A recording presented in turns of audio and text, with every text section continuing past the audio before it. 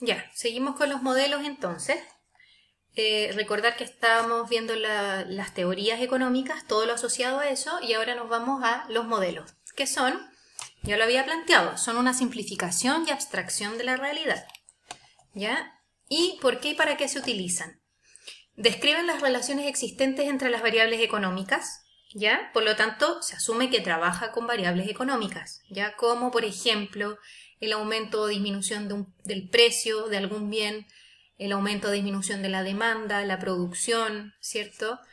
El consumo, el gasto y todos los fenómenos que puedan estar asociados a una situación o un contexto económico que queramos estudiar, ¿ya? Y finalmente los modelos van a permitir formular preguntas, ¿ya? ¿Qué sucedería si? ¿Qué sucedería si cambian los impuestos, si sube el precio del petróleo, ¿cierto? Si el coronavirus genera una gran crisis económica, ¿qué pasaría con el desempleo? Y así, ¿ya? ¿Qué modelos se usan en economía? ¿Ya?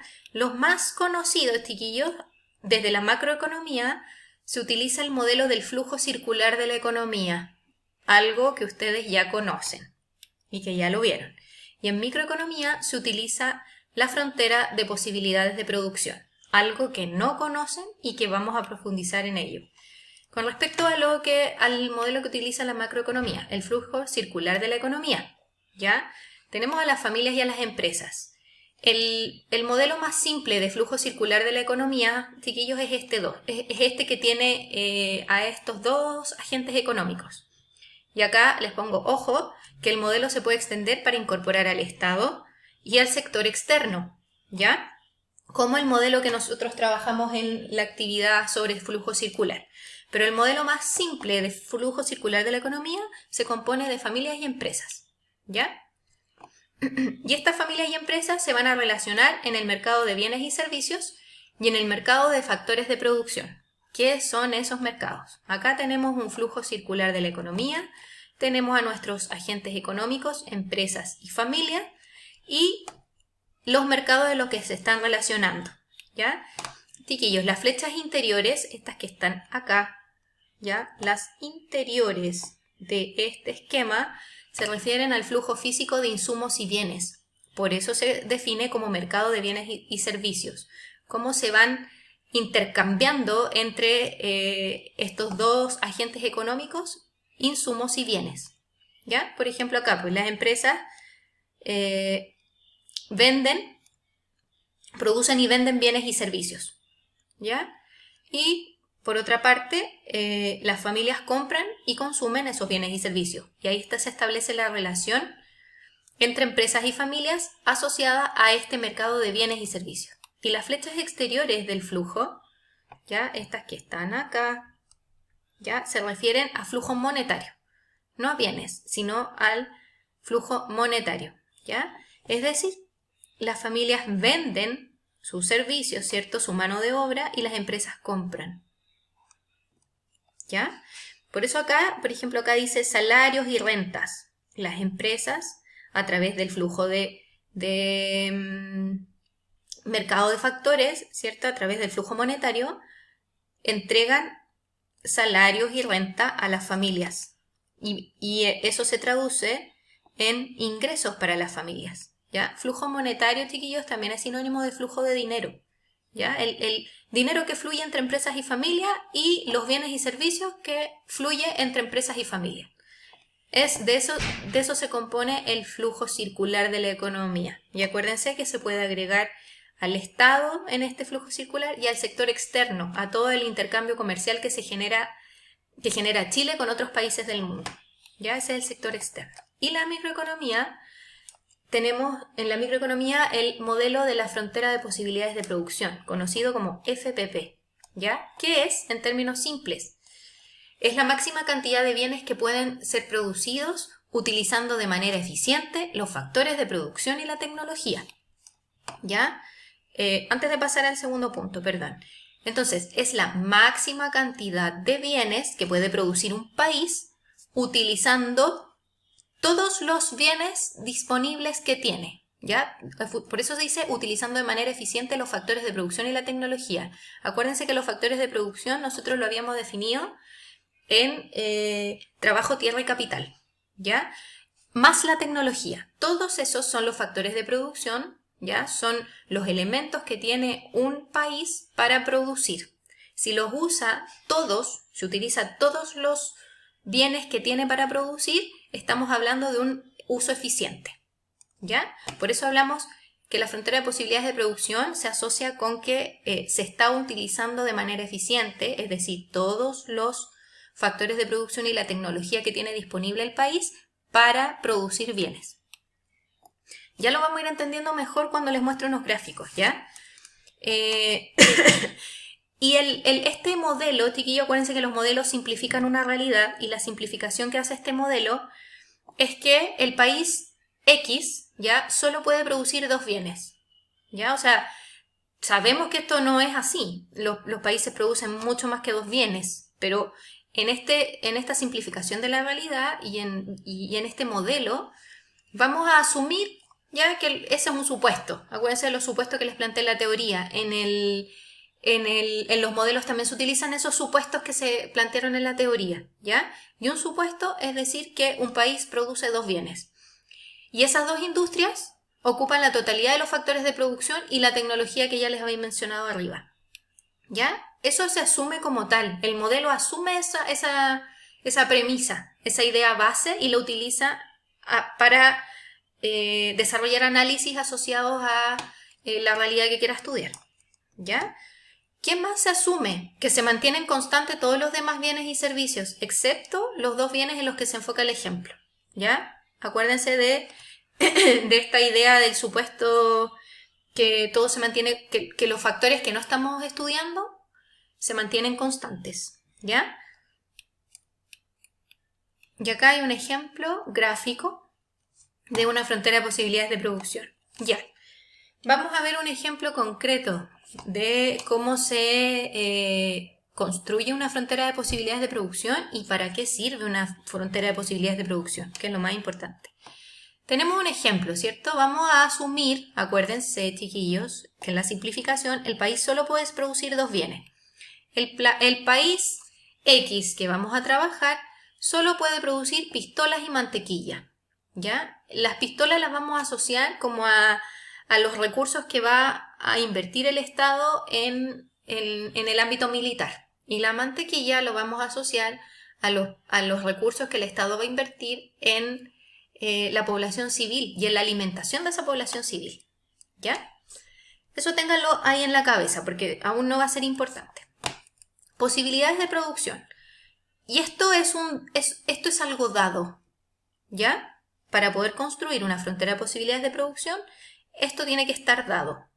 Entonces, tenemos 1, 2, 3, 4, 5, 6. 6 posibilidades de utilizar nuestros factores de producción y la tecnología para producir mantequilla y pistolas. ¿Qué significa esto? La posibilidad A dice que si el país produce 0 mantequillas, va a producir 15 pistolas. O sea, que la máxima cantidad de pistolas que puede producir el país con los recursos que tiene son 15, porque no está produciendo mantequillas. No está produciendo mantequillas para poder producir la máxima cantidad de pistolas que puede con los recursos que tiene. El B nos dice, ya, pero ¿cómo no, un Estado no va a producir mantequilla? O sea, comida para la población. Entonces ya, veamos.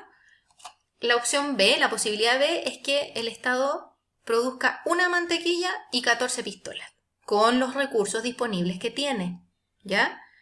Ya sí, pues la opción C dice, a 2 mantequillas se producen 12 pistolas, 3 mantequillas, 9 pistolas, 4 mantequillas, 5 pistolas, y si se producen 5 mantequillas, no se produce ninguna pistola.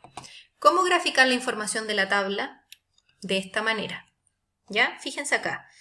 Vamos a la posibilidad A, esta. Por eso ponemos A ahí.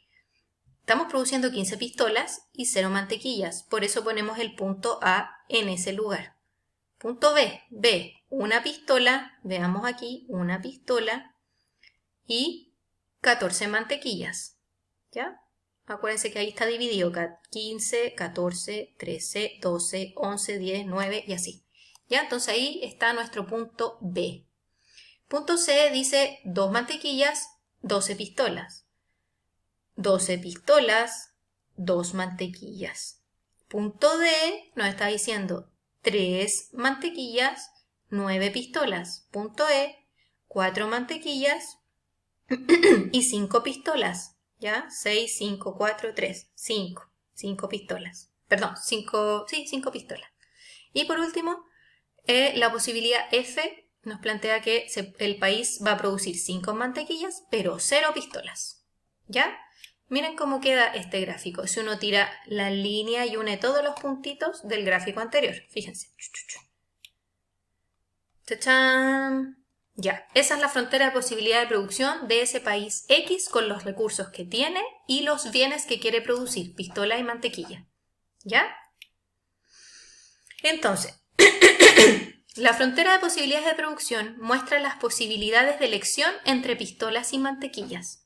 ¿Ya? Porque obviamente, chiquillos, ya lo vimos acá, el país tiene que optar.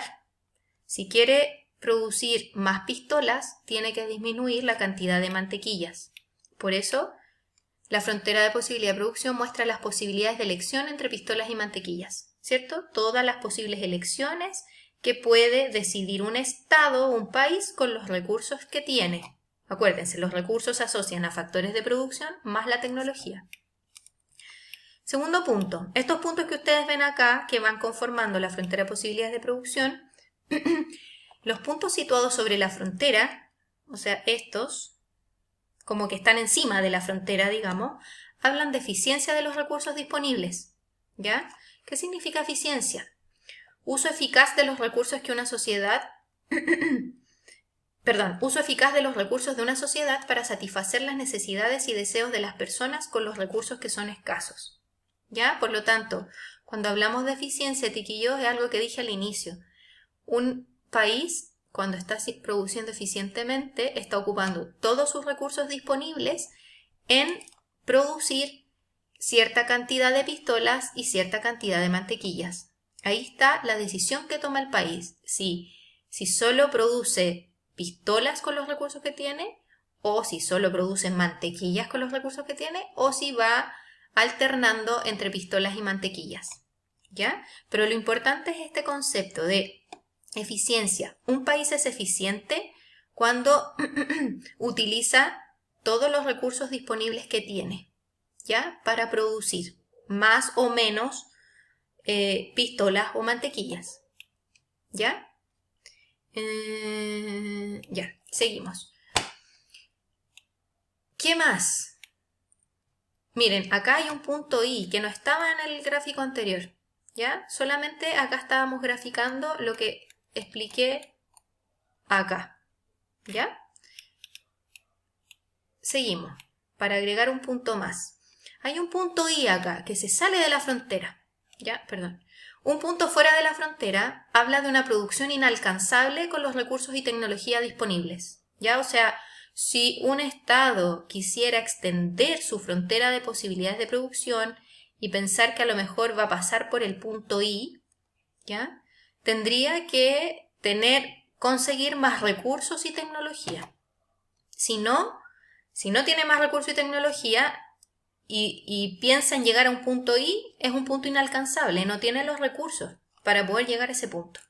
¿Ya? Por eso hablamos que el punto I habla o refleja una producción inalcanzable. Y el punto U, chiquillos, un punto dentro de la frontera y no sobre la frontera, ¿ya? Acuérdense que los que están sobre la frontera no hablan de eficiencia. Un punto dentro de la frontera habla de una producción ineficiente, es decir, no se están aprovechando como corresponde los recursos y tecnología disponibles, ¿ya?